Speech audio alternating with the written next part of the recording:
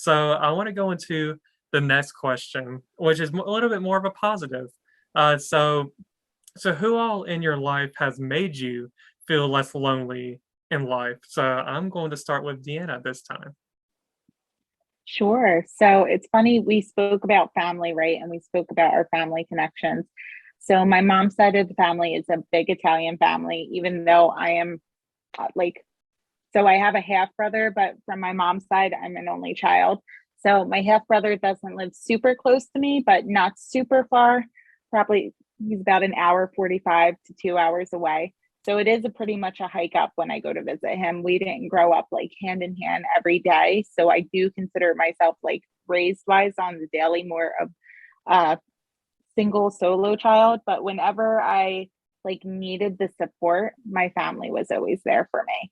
And then when I started to continue to grow and adapt my friend group and tailor it to like where I see it and where I like it fit, I was able to know what friends I could lean on and support on. But that took years for me to be able to do. And that took like very, like, just me going through life experiences to say, hey, this person's here for me, this person's not. I made sure I was there for them at a time of need. They were not here for me. And it's funny because at one point somebody told me, they turned to me and they were like, you have really high qualifications to be your friend, or like you surround yourself with high standards. But it's funny because you set like these standards and your goals for yourself. And if somebody you're surrounding yourself with isn't meeting them for you as well, like it isn't matching your energy or meeting what you're putting out there in the world, then I look at them and I'm like, do I want to be this person? Because if I don't want to be this person, the friend group or the people you're surrounding yourself with, you're going to become like that person. So really I turn to the friends I have currently, my close friends. Love you guys if you're watching this. If not, hopefully you will be soon. And then my family as well.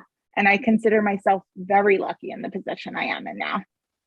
Yes, absolutely. I love that because you are right. Like, so the people that you surround yourself with, you want to have like a good, like, you don't want them to change you for the worse. And like, so I definitely have seen that where people want to be like the cool kid, they want to get into this friend group, and then they end up becoming that person. Like, they become someone that is like unrecognizable. And that's, yeah, you definitely don't want to fall into that because then you lose who you are, and like the friends that you already have may not, the family that you have, may look at you differently as well. So, so that's definitely a very good points to make for sure. So, For me, my like I love my family's great, but like my parents and my sister, especially my sister, like there's no, it doesn't matter what's going on in my life. My sister's literally just a text or a call away. I mean, we have opposite schedules.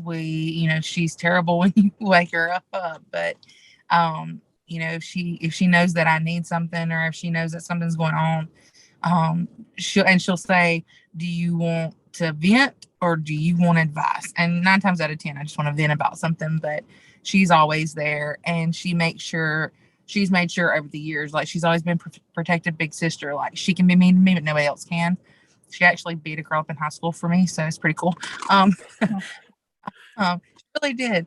But then like for friends, my youth pastor, which is just probably gonna sound crazy, but we're really good friends now. Like she's older. She was in her 60s when she was my youth pastor, but Miss Nelda, it never mattered what was going on in her life. Like the door was always open. Literally, when she lived in West Walton, they didn't lock the door. So like I could go over there anytime, day or night, like any of us could. She didn't care. But I can't tell you how many times like I would be like, Mom, I'm going to Miss Nelda's. Just sometimes you just need that person, especially at that age. But now I think I have a smaller circle. Like used to, I'd have like a big friend group and a lot of people that I would talk to about things. But now my my trustees are smaller. My best friend Jordan, we've been friends since we were 5. We've gone on and like there's been times throughout life. She'll say that she went through the horrible middle school age, and she was a jerk then, but she wasn't as big of a jerk as she thinks she was. Um, but we've been friends for 25 years, and thinking about that, like it's insane. But she's always been there, family members pass or things go wrong, or I'm upset about something, and she's always there, like no matter what. And she's like a sister. She's like another sister to me. And then my friend Amanda, that I spoke of earlier, the pharmacist that I work with, um, she has been with me through some dark stuff in the past, like since I've known her. Like I've only known her about 7, 8 years, something like that. And we kind of hit it off immediately as friends, but we go to church together too. And she pulls me out of my comfort zone a lot, and I'm thankful for all those times. But she's also always there. Like she's just a text away. Like she might be busy, but she's gonna text me back later. Or if I have something going on, I can just be like, "Hey, Amanda, can you pray for me?" And yeah, I got you. I mean, and she knows that if I want to share it, I will. So she never asks. She just, I'll pray for you, and then if I want to share more, I can. Or if not, she's like, God knows what it is, and I'm just gonna pray for you for it. Like that's her thing. But um, outside of my family, those three are the ones that have really kept me from feeling like I'm just so alone. Like I have other friends that I love hanging out with and stuff, like church friends and stuff. I'm in the choir at Grace Life, and I love my choir family. Like I hug all of them. I'm just a big hugger, but it took me a while to warm up to them. But once I warmed up, once it clicked, and but yeah, Jordan and Miss Nelda and Amanda are definitely my top three people outside of my family that keep me from feeling like I'm so alone in this world. Yeah, I love that so much. And I love that you even mentioned about your youth pastor because, yeah, age definitely does not matter when it comes to friendship. You could be friends with somebody in a Mhm. nursing home. You realize that I even consider like my nephews and nieces my friends, and like they're all like under 10 years old, like a good bit of them. Some are like reaching their preteens to where they're soon gonna be too cool to be around me. But right now, like they like the fun uncle. And but like so I think yeah, definitely age doesn't matter. And I'm glad that you brought that up because like I said definitely makes a very good point there. And it's good that you have people in your life that are loyal to you, like your sister. Like you said, I like that kind of mindset. It's like, yeah, I can mess with her, but don't you dare mess with her. I'm coming for you. So I like that loyalty and someone that you could depend on, even with, outside of your family. So I'm glad that, both of you have, people that you can depend on, like, whether it's a small circle of friends or your family. And for me, it's mainly been my family just because as of being in a big family. So like I definitely have enjoyed, like the close relationship. Even as I've gotten older, I've been closer to a few of my older siblings because like I know when I was younger, like two of my oldest brothers were like out of the house and married. So like by the time I was like 5 or 6 years old, I was already an uncle at that point. So like it was like I was closer to their children than I was to my own siblings. So but as I've gotten older, it's definitely been a different experience. So yeah, definitely family, and then the very small group of friends that I have, here in Alabama. So and also also just people that I've met, you know, from around the nation and around the world. So, but as far as like physically, let's say just 2 or 3 friends, that I mentioned earlier. So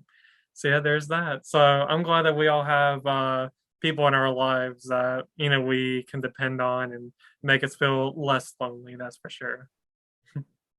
So, okay, next question. Is actually I know, I know a couple people are going to be joining on like a future topic about this. I have a topic on singleness, so this question may be like in relation to that. So I may repeat the same question later on with my future guests on that topic. So my question is more on Do you ever feel lonely and like wishing that you had a spouse that you could spend like your life with? Or are you more the type of like, oh, I don't need a man to make me happy and like I love the independence. So I'm just kind of curious, like where do both of you stand on that? I'm gonna start with Caitlin on this one. Um, it really depends on what's going on in my life. I tend to be up until there was a guy, there's always a guy. There was a guy who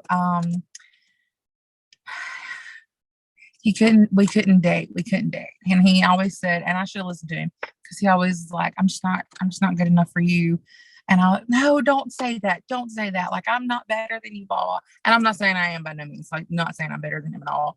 But I was just a placeholder until his ex came back to him.